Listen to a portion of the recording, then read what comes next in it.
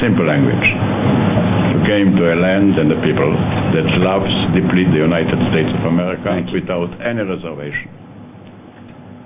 And also, may I say, they have the highest respect for you and the highest regard.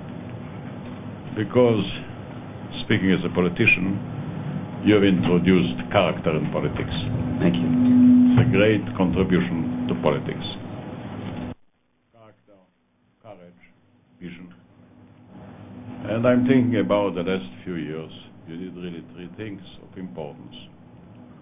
Your address on 2002, which for the first time established a basis for a solution and a basis for a consensus with the Arab countries and the rest of it, the two-state solution. Then you and the Secretary worked very hard on Annapolis in spite of all the skeptics around it. Finally, Annapolis gave us one thing at least. A year to work and make progress. Yes, sir. And time is so precious. I say that personally I believe it won't be the last year, but it may be the best year for peace. God knows what will happen later on. We have to take it extremely seriously. Then I also believe that the process may be slow, but the progress can be swift. The process will be slow because negotiations by character calls for time between the opening positions and the fallback positions. You argue, you have to wait for that. But in the meantime, you can build a support for the negotiation that can make it realistic, tangible. I'm referring to economy. We can raise the standard of the life of the people. That will help immensely the Arabs, the Palestinians, Abu Mazen. Nothing more than an economic, real and serious advance, and also the security arrangements, which are also possible. About the economy, may I say, it can be done very quickly because things are ready, and that will have the most profound impact upon all people around.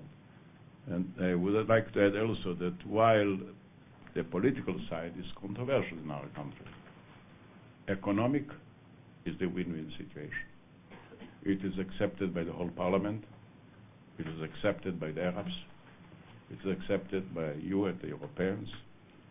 And you can really build a constructive coalition with the Europeans on that issue under your leadership. We take your visit not as a ceremonial occasion, very far from, but a third opening after the two states, after the year of Annapolis, and now the year to implement the highest and the greatest hopes we have. Thank you, sir. It is in this spirit that I welcome you so much. Thank you. Well, Mr. President, thank you for your kind words about me. I'm just following your example. Be careful. I wouldn't say that. Well, you're well known in my country, and you're well respected. And so I bring the respect of America not only to you, but to the people of Israel. Secondly, I come as an optimistic person and a realistic person. Realistic in my understanding that it's vital for the world to fight terrorists, to confront those who would murder the innocent, to achieve political objectives. We've been called to this task in the past. World War II was such a time when the world was called to fight people who murdered the innocent to achieve a dark political vision. Here in the 21st century, America knows firsthand, just like Israel knows firsthand, what it's like to confront those who would murder innocent men, women, and children in order to achieve a political objective.